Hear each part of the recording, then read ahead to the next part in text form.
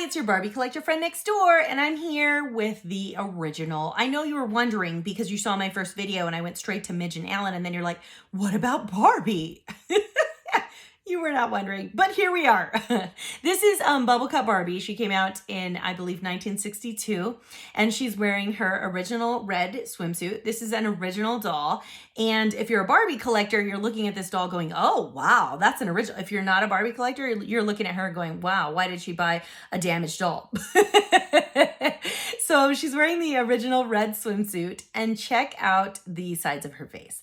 So back then, they did not know that the plastic was going to interact with the earrings like it did. And so a lot of these older dolls that had the earrings in all of these years, the plastic has turned green, which is a good sign if you're looking to start collecting Barbies and you see this on a doll, because it gives you that clue that the doll is authentically as old as they're saying it is. So it's hard sometimes because there's some really good reproductions out there of Barbie, and there are people that do what's called Frankenstein Barbies, where they take maybe the body of a Barbie, but maybe the head wasn't in as good a condition, or one of the legs was missing, or was destroyed in some way, and they swap them out. So they take the pieces of the doll and they swap them out. And so you want to watch when you're going to spend a large amount of money on a Barbie. Make sure you do your homework about the stamp on the Barbie's bottom, and then also the feet and what the feet say underneath the feet. So this doll does say Japan under her feet, under one foot, to be clear. But there are indicators on the authenticity of the doll, because over time, of course, they changed some of the elements of the Barbie and the production, as well as the body figure and things like this. So the stamps have changed over time, which gives you clues to authenticity. Now, people that are trying to make money, will do things to try to trick you. There's also very common where makeup is touched up, and that now if you're just putting them on your shelf and you don't intend to resell them, and you feel like the price is fair, by all means, just go for it. But if part of what you're wanting is to make sure that the doll is authentic, and you really want it to have been a certain age, you want nothing fixed on the doll, because some people like for things to be fixed. They don't mind makeup being touched up so that it looks more like the vivid colors that it would have originally been. They don't mind the hair being adjusted, things like this. But I do mind, and so I look for dolls that have clues to their authenticity in their imperfections, because I can't afford the dolls that don't have the imperfections. So I'm literally looking for the imperfections. So like this doll and her green on her ears, I was like, yes. Sometimes if the legs are sticky, that tells you that doll is an older vintage doll because of the plastic wearing over time. A lot of the dolls that little girls played with, their hands are chewed. Sometimes that is an indicator that you're looking at an authentic doll. So if you're trying to figure out, should I pay as much as these people are asking, then try to evaluate and make sure you do your homework first before you purchase for a lot of money. Now, a Barbie #1, if you can find one, they are worth like the price of a new car. You could get a small new car for what you can get a Barbie #1 for. So if you think you have found a Barbie #1 at a thrift store for $5, you have likely found a reproduction, or it's just somebody that put on the cute bathing suit and was like, oh, it's a Barbie #1. No.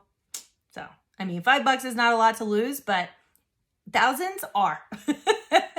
So Barbie's very collectible, and it can happen. So anyway, Bubble Cup Barbie, here she is. I know I kind of rambled on there, and I apologize for that. Here's the original Ken. So imagine the two of them on a beach.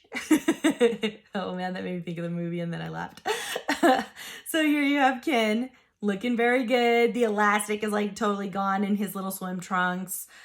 His shirt, very cute. There we have Ken.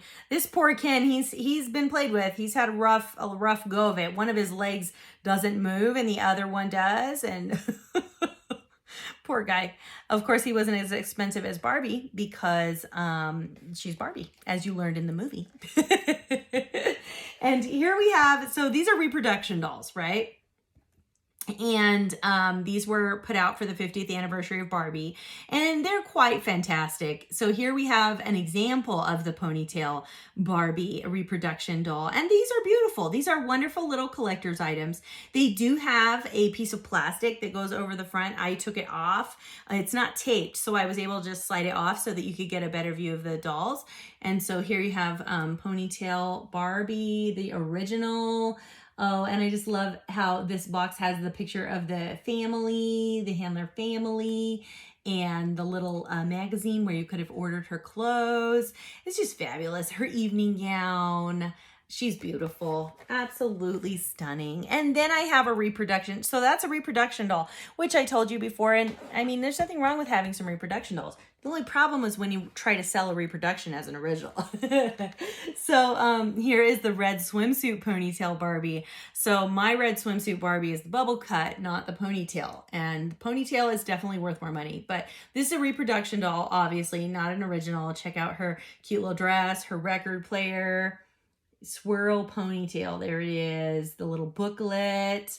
She's awesome. So this is a reproduction doll. It looks a lot like the other one because they were part of a set that came out for the 50th anniversary of Barbie. So I do like that set. I think it's really a nice set. This is Enchanted Evening Barbie, and I thought she was worth showing you because of the features, the vintage features that this doll has. She's absolutely gorgeous. She was one of my first collector's Barbies. I think it's this one. Yes. And how do we know this? Because those are twist ties holding her in. A sign that she's been removed from the box. Another reason to buy your Barbies at antique stores and not on eBay. I did not buy her on eBay. No offense to eBay, because there are honest eBay sellers out there, but you just have to be careful, and you have to make sure that you're getting an authentic Barbie doll. So anyway, I just wouldn't pay too much for a doll that I couldn't see in person and evaluate. So anyway, this is Enchanted Evening Barbie. She's definitely a reproduction doll, but she's gorgeous, and she was one of the first in my collection, so I do love her. Anywho, there you go. So we've kind of taken a little walk down to the original Barbie. Of course, I want to show you this little mini figurine. They come out with cute little things of Barbie #1, and this was just something that they came out with a few years ago, these little mini figurines, and they came in a box, and it was a mystery box that you would open, and she is just so cute. I just love her. She's adorable. Anyway, this has been your Barbie collector next door, and it's a Barbie world. We're just living in it.